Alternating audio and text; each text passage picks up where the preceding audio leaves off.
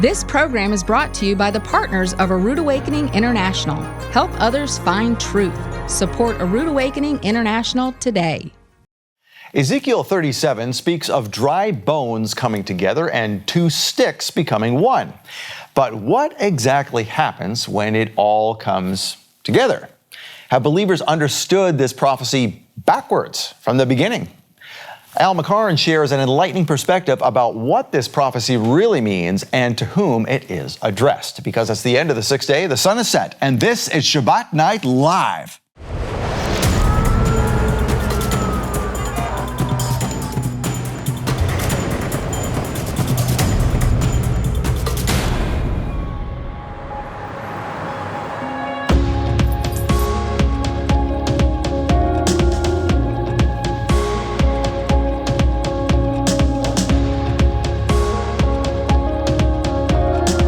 As they take this message out into the world. Well, Shabbat Shalom, Torah fans. Welcome to Shabbat Night Live with Michael Rood. You may not know this, but I went to a Mennonite high school. And in 11th grade, in our yearbook, we were asked to quote our favorite verse. So I chose the dry bones coming together from Ezekiel 37. Now, I didn't really know what it meant at the time, but tonight we're going to get into an even greater perspective on it with Al McCarn. It's the fourth and final episode of The Miracle of Israel. And it's the third Shabbat of the second month on the astronomically and agriculturally corrected biblical Hebrew calendar. There you see it is there. And those calendars are now shipping out if you don't have yours already, and they are available still online.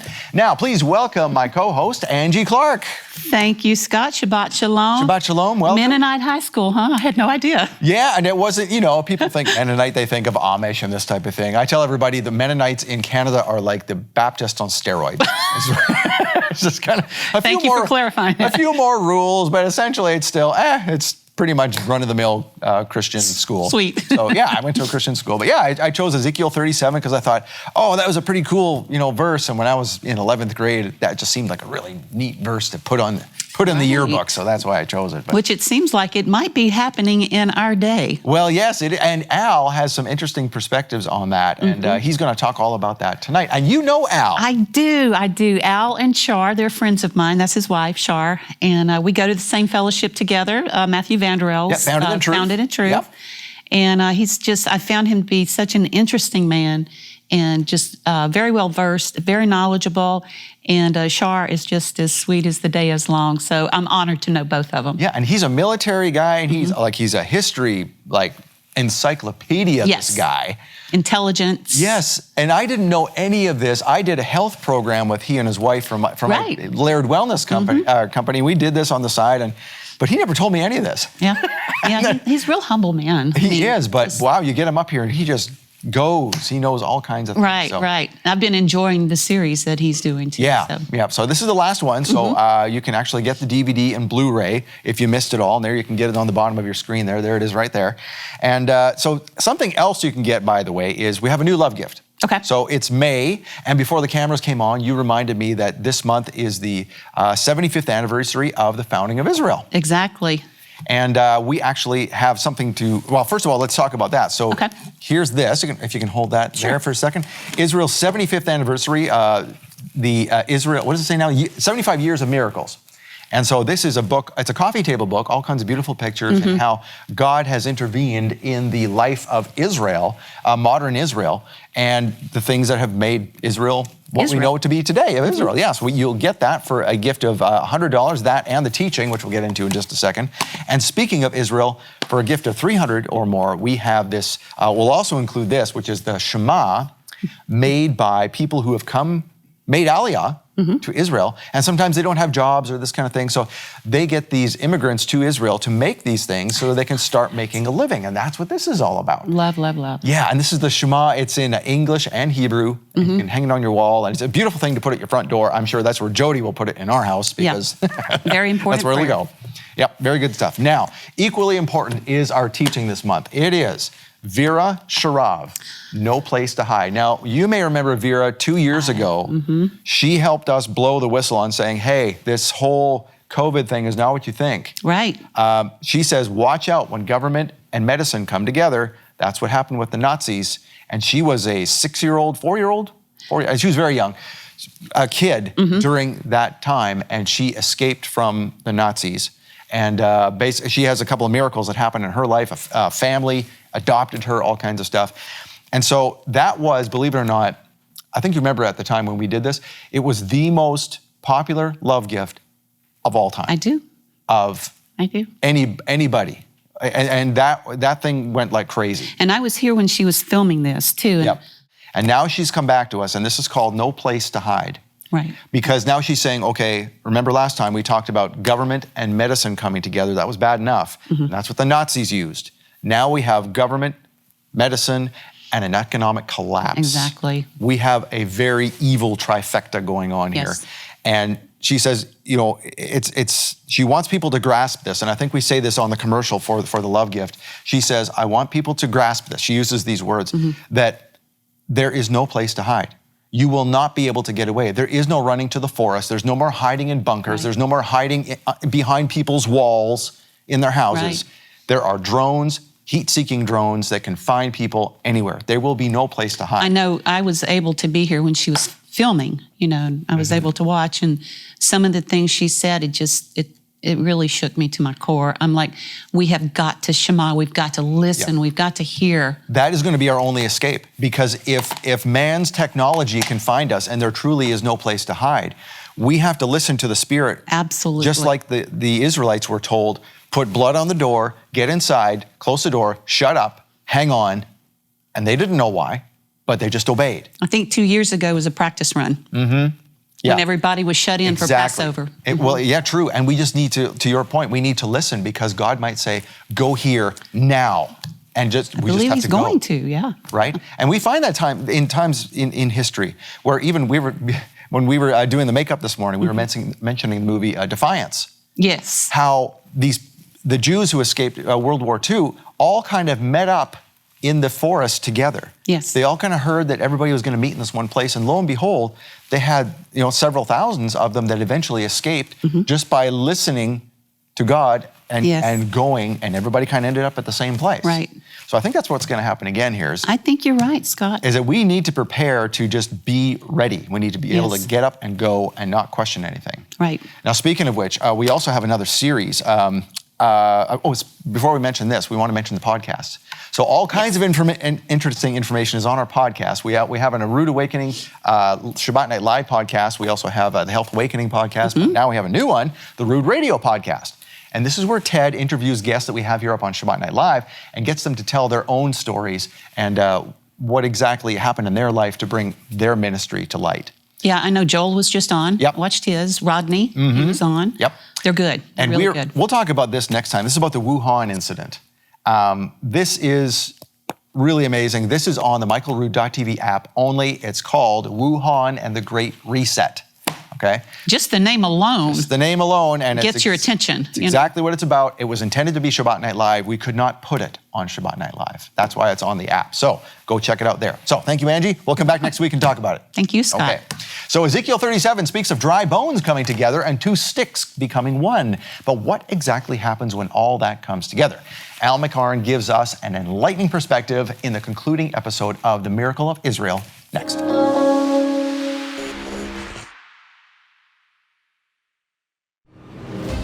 With international corporations pulling the strings and digital currency at hand, the great men of the earth are attempting to close the door on personal freedom. There's no place to hide. No attics, no basements, no haystacks, nothing. No place to hide. People really need to understand that, to grasp it. Holocaust survivor Vera Sharav warns of important comparisons between the Nazi regime and the Great Reset. Who to watch, how to resist their tactics, and why today's technology makes the trap so much harder to escape. This teaching, No Place to Hide, with Vera Sharav, is our gift to thank you for supporting A Rood Awakening International.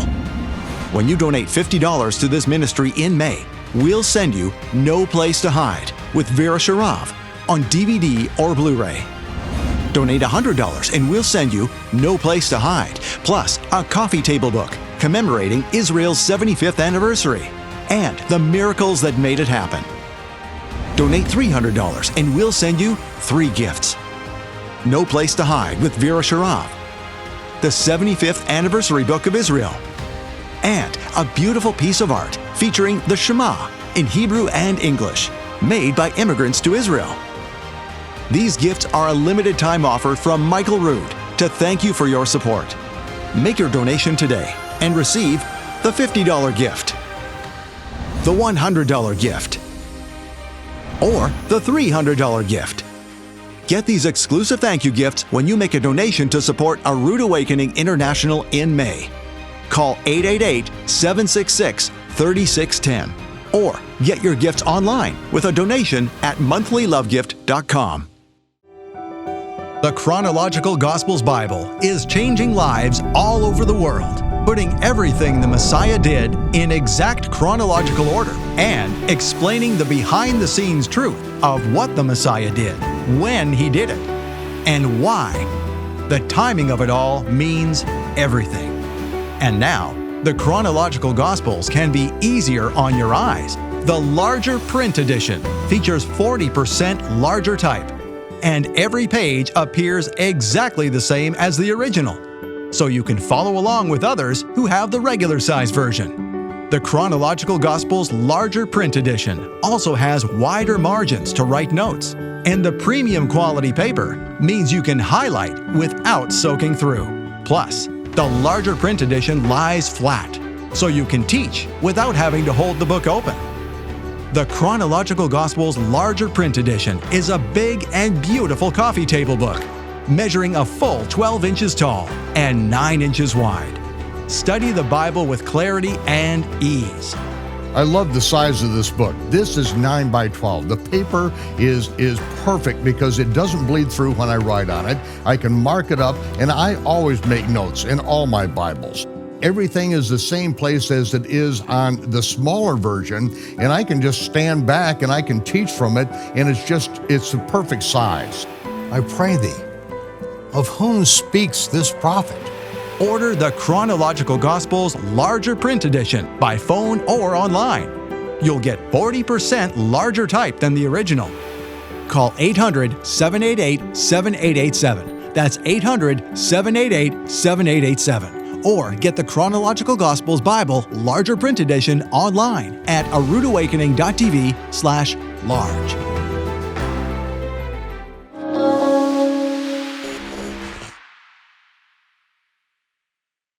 For the past 20 years, I've lived in the land of Israel, and I've had many occasions to eat in the home of Orthodox Jews, and on Shabbat, as the 2 challah loaves were brought out, representing the double portion of manna that fell from heaven, and that we would not need to be collecting manna the next day, but his provision is there for us.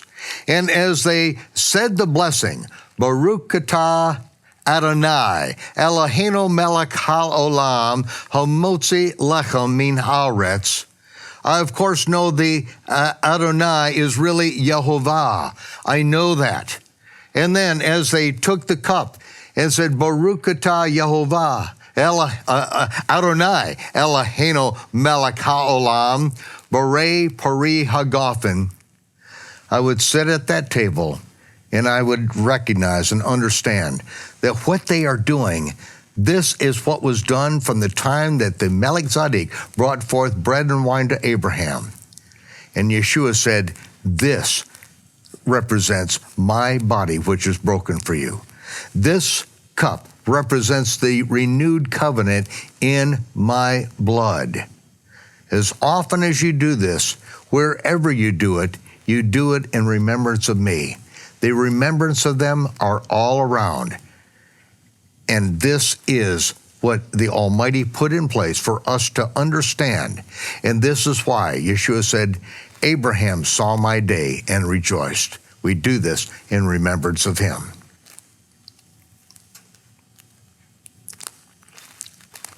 Shabbat Shalom.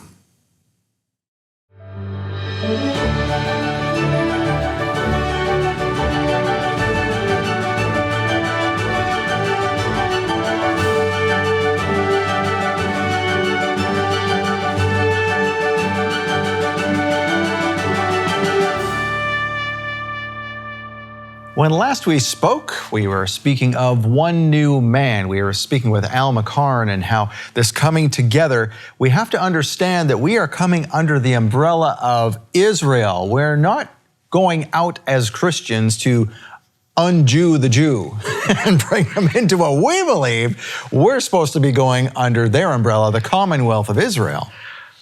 That's a good way to put it, Scott. Now, at the same time, from the Jewish perspective, we're not becoming Jewish. And, you know, every one of us in this walk has dealt with that from friends and family. Exactly, yes. We're not walking away from Jesus. No, he's the reason that we are here. He's the one who brought us here. So we're not going to convert. No, the Jewish people, Judah has their place. No one else can do what they do. And no one else can do what we do. But they hold our rule book. That's the how to be a Christian rule book right there in the Torah. All right. Yeah. But even when you get to knowing the Jewish people as I'm beginning to know them, you'll see there's many different permutations of walk, of halakha, as there are in the Christian world. You know, I grew up in a church that whenever you accepted Jesus, you get dunked, because I'm a Southern Baptist. And just 2 blocks away was the Methodist church, and they sprinkle. And I went to school that was sponsored by a Presbyterian church, and they sprinkle when you get born. You don't have any word about that, any say of it. Gee, those are different forms of halakha, walking out the same thing of, you know, receive and believe and be baptized. Well, now I know what a mikveh is. And I'm beginning to understand that in the Jewish context where baptism was originally birthed. So, okay, instead of trying to make everybody a carbon copy of us, why don't we just try to understand what this one new man is in God's definition and walk toward that? Oh yeah, and don't get in the way of somebody else who's walking. I could preach on this too. I mean, Mark 9, there's this time when the disciples say, Master, we saw some people who were baptizing and healing people in your name, and they wouldn't follow us, which translated means they weren't dunking, they were sprinkling, and they had real wine at the table, or whatever, you know, difference that we have made. And what did Yeshua say? He said, well, you know, okay, let them be, because those who aren't against us are for us. All right, makes a lot of sense to me. Okay, I have talked around this psalm. I want to read Psalm 133. Okay. Because that's what this is all about. Psalm 133, a song of ascents of David. Behold how good and how pleasant it is for brothers to dwell together in unity. It is like the precious oil upon the head coming down upon the beard, Aaron's beard, coming down on the collar of his robes. It is like the dew of Hermon, Mount Hermon, coming down upon the mountains of Zion, for there Adonai commanded the blessing, life forevermore. We say that at our Shabbat gathering every week. We have a little mini liturgy we do, and that is part of it every week. Yes. So when we get to this point of what is the one new man, and how can Christians and Jews dwell together in unity, I consider this the supreme act of faith. Isaiah 14 refers to Messiah as the stumbling block to both houses of Israel. Well, absolutely, because Christians are saying, it's Jesus. Jesus is everything. If you don't have Jesus, you have nothing. And if you don't have Jesus, we can't talk to you, we can't fellowship. And the Jews are saying, anyone but Jesus, because the Jesus we have been presented is the one who says, all right, you got to be baptized, walk away from Moses, and here's some ham. And they are seeing a Jesus who is, in their eyes, a false God, a false prophet, who is transgressing the Torah according to Deuteronomy 13, trying to entice the people away to follow other gods. That's the Jesus who's been presented to them. And that's why they don't want to have anything to do with that Jesus. Makes sense. And meanwhile, we're saying you can't connect to God unless you have Jesus. And I can say from personal experience, I look in the eyes of my Jewish friends and I hear their voice and I hear their heart. And I recognize the Holy Spirit, the same Holy Spirit who is with me. And I see in them an intimate connection with the Father. I cannot explain it. They do not want to know Jesus, the Jesus that's been presented to them. They know that I know this Jesus, and he's the reason that I am identifying as part of Israel and want to help the Jewish people. We have made a tacit agreement here, because we haven't talked specifically on this, that there's this stumbling block. We know it's there.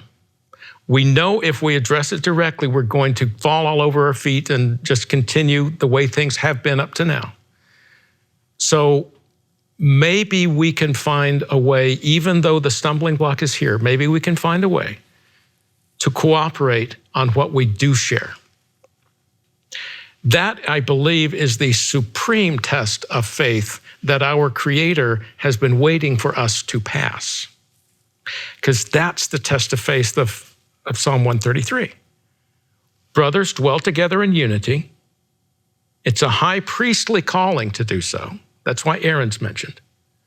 And what happens with that? It's a blessing of life forevermore. So, if we continue to squabble as we have, and continue to do, as Yeshua's brother James said, war against one another because of our envyings and our jealousies, against the denomination down the street, and against the Messianic Jewish synagogue over there, and against those ultra-Orthodox who won't let Messianic Jews come into Israel because we have these differences, then we will not walk out this blessing. Are we at a place now that we can do that? Are we at the same place where Joseph was with his brothers when he saw Judah giving himself as pledge for his younger brother Benjamin and saying, count me as your slave, let him go for the sake of our father? Can we do that?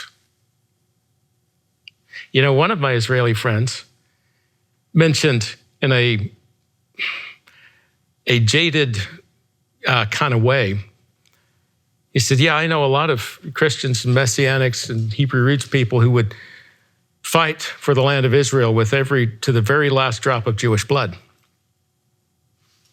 That's how they see us. I've had another Israeli friend who said, you Christians just want us to be back in the Holy Land so that you can be raptured out of here, and so 2/3 of us can die in the tribulation. What kind of testimony is that? Where is the mutual respect and trust? How do we move forward from that?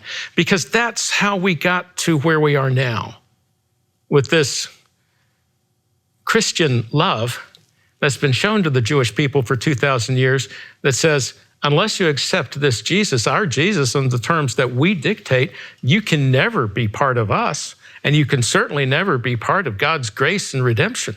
And in fact, even if you do accept the Jesus that we know on our terms, we're still not sure you're going to be a part of God's grace and redemption, because after all, you killed Jesus.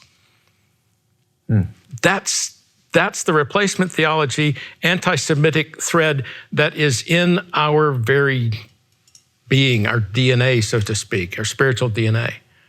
We have to make efforts to root it out. And the way we make great strides toward this is when we stop seeing Jews as a monolithic block of those other people out there and start connecting with them as human beings and get to know them. And understand that the Haredi, the ultra-Orthodox, who we are railing about because they won't let Messianic Jews come into Israel, you know what? There's a reason for that. And there is a reason that they view any kind of missionary activity as an existential threat to them as Jews, as part of Israel. Why is that? Because of 20 centuries of Christian relations and Christian persecution. Can we fix that? Can we reverse it? And that's why I say it's the supreme act of faith on both sides, because they have to let their guard down and trust us. And every time they seem to get slammed for it. And we have to stop insisting that they become us before we talk to them. We rail about someone saying, you have to pass the bill before you can know what's in it. This is the same thing we have done to the Jewish people for 20 centuries. Can we just get to know them as human beings first? And then we'll see if we can go to the harder things. You know, you mentioned last episode, I wrote it down here because I wanted to come back to it. And you said the dry bones were coming together in Yeshua's hands. And I went, oh, that's an interesting phrase, because it reminds me of the bringing the two sticks together and being one. Yeah. So the dry bones, I'd never thought of relaying to the house of Israel, if you will. Oh, and everyone else. It's just, I always thought, oh, that's Judah. Oh, you know, the dry bones coming alive. But well, the answer to your question, Scott, like so many others, is yes. All right, Ezekiel 37. You know, years ago, I began to realize that Ezekiel, there's a structure here, an eschatological structure, because we have Ezekiel 34, where he's talking about the good shepherd and a polemic against the bad shepherds, the hirelings, which our Messiah addressed in John 10. I'm the good shepherd, okay? And then we get to judgment on Edom, the brother who tried to usurp the birthright and still is trying to. And then we get to the new heart, new spirit chapter of Ezekiel 36, which is new covenant. That's what the new covenant's all about. Then we get to dry bones and two sticks. That's Ezekiel 37. And then we get to Gog Magog. And after that, then we get to the final 8 chapters of Israel, which is new temple, messianic kingdom, tribes all restored, foreigners who live where the tribal territories are, they are connected with those tribes. Their identity is Hebrew. They are strangers, they live there, they're part of the tribe, which is what we were talking about in an earlier segment of Israel's all about, has always been about bringing in the strangers. Yeah, okay. ever since the Exodus. Ever since, even before that. You know, Abraham's servants, how many of them were native born? None. Not a single one. Good point. Okay, but you know, that's where Abraham is saying, one born in my house, my servant Eliezer, he's going to be my heir, God, if you don't give me an heir from Sarah. And God says, nah, Eliezer, nah, he's not going to be your heir. I will give you the son of promise. And he too is going to be adopted into my family. Okay. All right, so the two sticks and the dry bones, they're all here in the same chapter. It starts in Ezekiel 37 with the dry bones living, where Ezekiel saw them dry bones and prophesied and said, dry bones live. Well, I do not know any more graphic illustration of the fulfillment of that prophecy than what happened to the Jewish people from 1933 to 1948. By the way, as we are recording at the beginning of 2023, January 30th of this year, you know what is that anniversary? It was January 30th, 90 years ago in 1933, that Adolf Hitler became Chancellor of Germany. Yeah, that's still in living memory, by golly. But the nation, the Jewish nation of Israel, was nearly annihilated in that 12 years. And I've been to Auschwitz, I've been to Dachau, I have been to the Holocaust Museum in Washington and other places. And I would encourage everyone who has not been to such a place, go there and learn. I've been there myself, the one in DC. Yeah. First of all, how can human beings do this to other human beings made in the image and the likeness of our God? How can you so demean another human being to the point of saying, you have no value? When the very fact that God breathed life into that person indicates he or she has value in his eyes. And I want to say you don't. And we can take it down this road everywhere from, you're not seeing that right in Scripture, to, you shouldn't be here, we don't want your kind in this store, to get out of town, to let's just exterminate them. It's a progression. And that's why we are to guard every thought and guard what comes out of our mouth. And why the apostles talk about coarse jesting. Be careful what you say, because they do indicate what's going on in your heart. And I know what's going on in my heart quite often are things that I don't want to be there. So when I am acquainted with what happened in the Holocaust, the Shoah, as my Jewish friends call it, I am acquainted with just what I am capable of doing. And I don't want to go there. I don't want anyone to go there. So what happened with these dry bones that are nothing but dry fragments? They're scattered all over the world, and where is their hope? In Dachau, when you're among the concentration camps, or when you're seeing the smoke rise from the crematorium at Sobibor, what are you going to say? We have no hope. Our bones are dried up. Literally. Literally. In an oven. I mean. Yes. And then, after 2/3 of the Jewish population of Europe was annihilated and scattered, then comes a miracle that God brings them back together and plants them in Eretz Israel.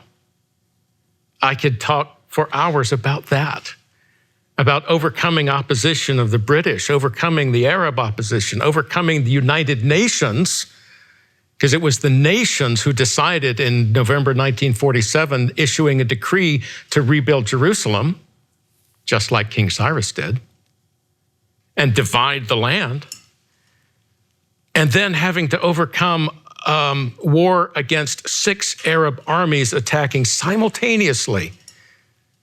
When the Jews proclaim independence in 1948 on that parcel of land that the United Nations has said, okay, you can have a Jewish state here.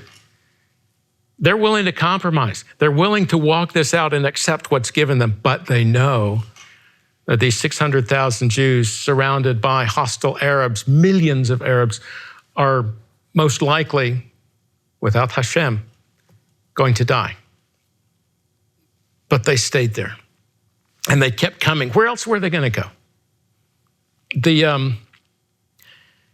The aftermath of World War I was not peace and happiness for everyone. Because first of all, entire villages are destroyed. Families maybe have one survivor. Children have been scattered into Christian homes just to take them in to keep them safe. All of them have to be reassembled. And when they are, where do they go? Back to home in Poland? No, the Poles don't want them there anymore. Back in Germany? No, they can't eat there. There's no food, everything is destroyed. So they're put into concentration camps again. And that's why there is an effort by the Haganah, the Jewish agency there in what is soon to be Israel, to smuggle Jews in, because there's a quota again. 1946, 47, 48, the British are saying, no, we can only have so many Jews, but there are hundreds of thousands starving in the concentration camps still, and they're not Nazi concentration camps, they're Allied camps now. No, we can't bring them in. The Arabs will get angry. But they come anyway. Al, we're going to come back in just a second here. Thank you for watching. Thank you for bringing Al here. It's your donations that made this show possible, this whole series possible. And we want to make it possible for others to see this into the future. So your donation now will help to do that. We'll give you a couple minutes. Thank you. We'll be right back.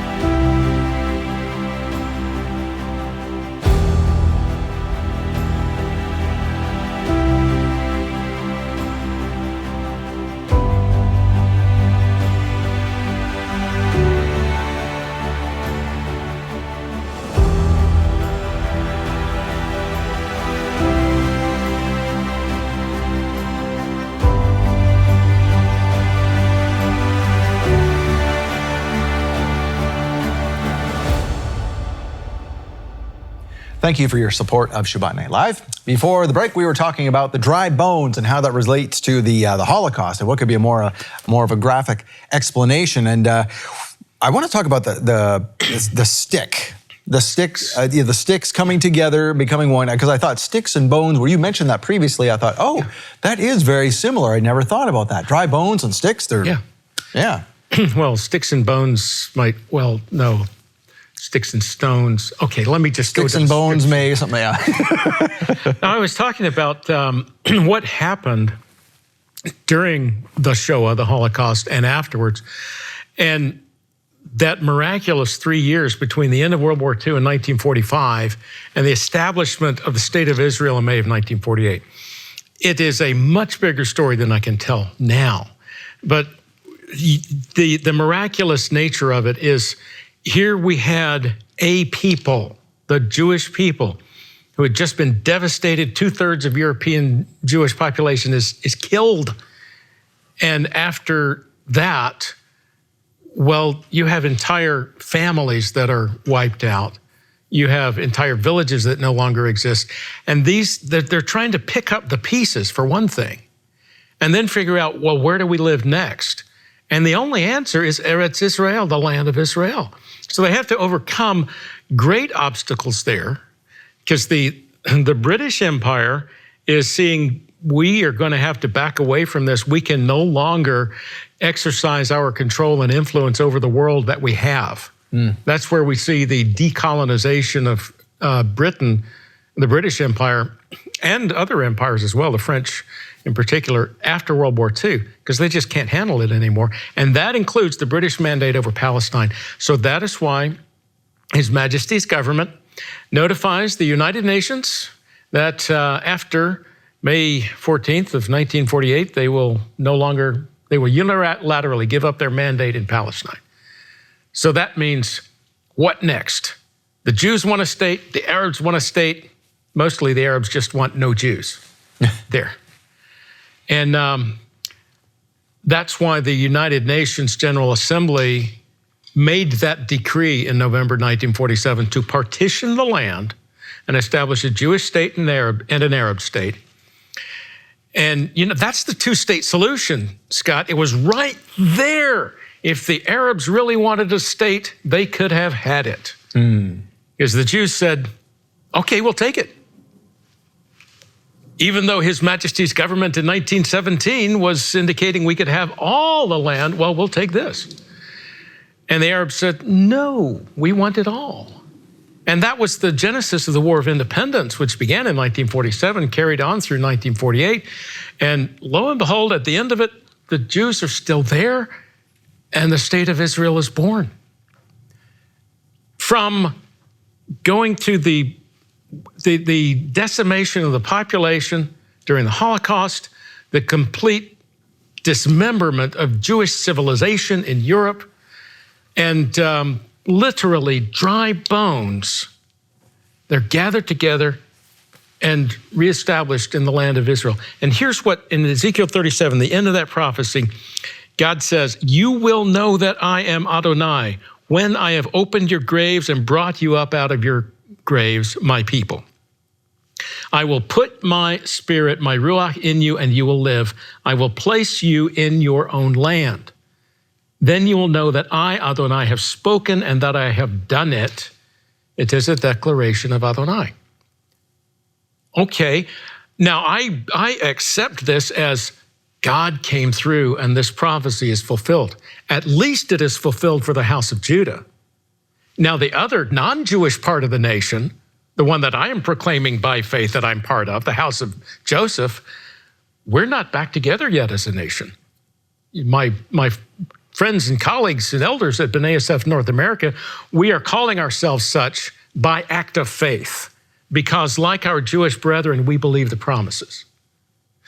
So we shall see, but it is after the Jewish nation is reestablished, then we get to the two sticks. And that starts in verse 15 of Ezekiel 37. And it starts like this. The word of Adonai came to me saying, you son of man, take one stick and write on it for Judah, for the children of Israel, B'nai Israel joined with him. Then take another stick and write on it for Joseph, the stick of Ephraim, and all the house of Israel joined with him. Join them one to another for yourself as one stick, not making them through some alchemy one stick, but together as one, that they may become one in your hand. And when the children of your people speak to you saying, won't you tell us what you mean by these? Say to them, thus says Adonai Elohim, behold, I will take the stick of Joseph, which is in the hand of Ephraim, and the tribes of Israel joined with him, and I will put them together with the stick of Judah and make them one stick. So you, Ezekiel, you're not making them one stick, you're just bringing them together. I will make them one stick. Okay? They will be one in my hand. The sticks that you write on will be in your hand before their eyes. And it goes on from there, and he ends by saying, I will cut a covenant of peace, a covenant of shalom with them. It will be an everlasting covenant with them. I will give to them and multiply them. I will set up my sanctuary among them forever. My dwelling place will be over them. I will be their God, and they will be my people. Then the nations will know that I am Adonai who sanctifies Israel, when my sanctuary is in their midst forever. Okay, why am I so excited about this? This is the one new man. All we can do is bring them together in faith that God's going to come through with the rest of it and make us one. Not one in the Baptist model or one in the Chabad model. No, it's one in Adonai Elohim, creator of heaven and earth model. And all our diversity, he built that into us. So instead of making it a threat to our own identity, no, if our identity is in him and his kingdom, then all that diversity becomes something beautiful we can celebrate. and I can see my Haredi brothers with their payas and their distinct dress and say, that's not my way, but it's your way. And it's a beautiful expression of your way with the Father. That's the great thing about this gospel of the kingdom. If we understand it, way down in here, and understand who we are in Messiah, then we're not threatened by someone who is different from us. Whether they are different within the kingdom, expressing that identity in a different halakha, different way of walking it out, or if they're outside the kingdom throwing rocks at us because they're listening to the adversary, well, they're not threatening my identity. And that's why I never thought of it this way, but when God says, I will cut a covenant of shalom with them, well, this gets to that peace that passes all understanding that is in those who put all their trust in Messiah Yeshua, the King of Israel. We are at peace knowing who we are and whose we are. So, and you know, when I started to learn this 20-something years ago, and started to realize that the Jewish people out there, they're not just the Jewish people out there, they're my brothers and sisters.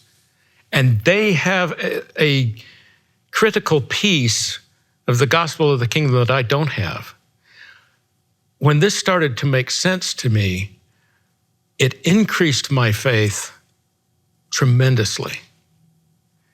Already, I was walking with Jesus. I was a good cultural Christian, at least. No, I really believed this. I understood the scriptures. But when I understood my identity, then it came alive in the way that this is no longer a historical record. This is my family history. It is my story, just as much it is my Jewish brothers and sisters' story. And when we go through the Passover meal, and we're reciting the story of the Passover from long ago, I can join with them and say, yes, my ancestors were there too. It's my story. And this is how I too have been redeemed out of Egypt. It's a depth and a breadth to our faith that I wish the church writ large would grasp it more quickly. Yeah, some are catching on, but not as fast as we'd like, right? But then again, all in God's timing. So. All in God's time. You know, which gets to the last 75 years. You know, after the state of Israel was reborn in 1948, that was, in many ways, just the start of the story. Because we saw in 1948, they have control of a part of the land, that coastal strip and the Negev. But it's not until 1967 that the biblical heartland and Jerusalem and the Temple Mount finally come back into the hands of Israel. And that was, I mentioned in an earlier program, that was a miracle. Again, like in 1948, Israel's surrounded by enemies that are bent on their annihilation. And these Arab enemies have support of one of the world's superpowers, the Soviet Union, and all the Soviet bloc. And the United States is ambivalent at best in supporting Israel. You know, Israel didn't get U.S. arms and equipment until after the Six-Day War. The Israeli Air Force was flying obsolete French jets. But the way that war came about in 6 days, it astounded the entire world. I can't cover it here, but I will tell you, CBN has done a fantastic docudrama called In Our Hands. And it's the story of the recapture, the liberation, I'll call it that, of the Temple Mount.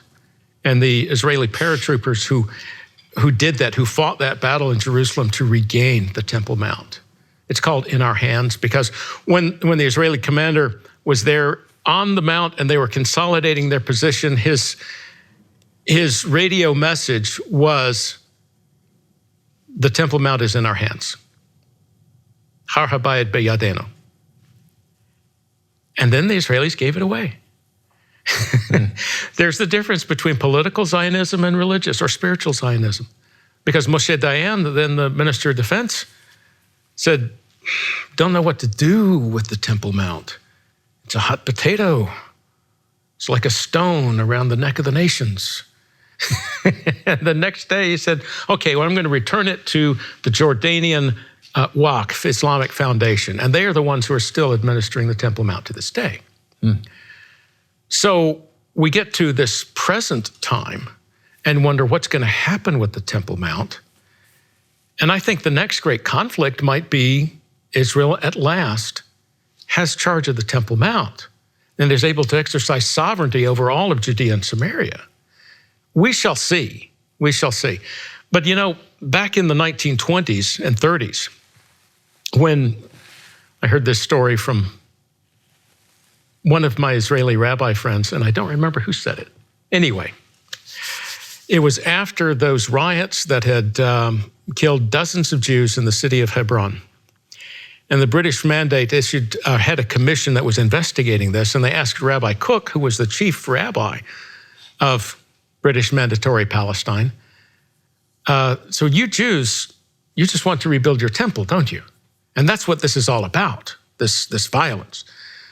And Rav Cook said, when the time comes to rebuild the temple, the Muslims will run ahead of us to tear down their mosques. Talk about a statement of faith. This is the same man who, after World War II, was traveling around Europe, finding the children who had been sent to Christian homes to protect them and keep them safe. You know how he found them? He would go to children's homes and orphanages throughout Europe, knowing that there were Jewish children there, but by that time, they couldn't be distinguished from the Christian children. So Rav Kook would ask that the children be gathered, and then he would begin to sing the Shema, and the children would come, even little ones, shading their eyes, singing, because that's what they remembered. And that's how Jewish children were restored to the nation, if not to their parents, because their parents would have been dead, but to the nation, to their people. That's how the dry bones prophecy is fulfilled. Where we are now, you know, I have heard several times that has been since the 6-Day War that the greatest number of Jewish converts to Christianity has happened. Well, yes, because that's a tremendous fulfillment of prophecy in itself. That the nation of Israel regains control of Judea, Samaria, Jerusalem, the Temple Mount, and the Golan Heights, by the way. But to say it's, just to say, oh, all these Jews are finally coming to faith in Christ, well, that's not getting to the whole thing that's going on here. That's saying, oh, this one new man, yeah, they are becoming us. No, wait, there's been a resurgence of observant Judaism and people believing the promises of God. That's why we have the tremendous Chabad organization all around the world now. That's why we have Orthodox pioneers who have, at the risk of their lives and everything they have, are going to establish settlements in Judea because God said so, and because these are the dry bones coming to life. These are the deserts that are blossoming, and they are being part of it.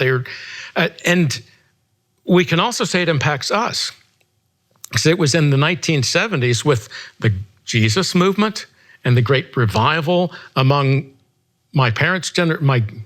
My generation. I'm a baby boomer. Yeah. I mean, really, yeah.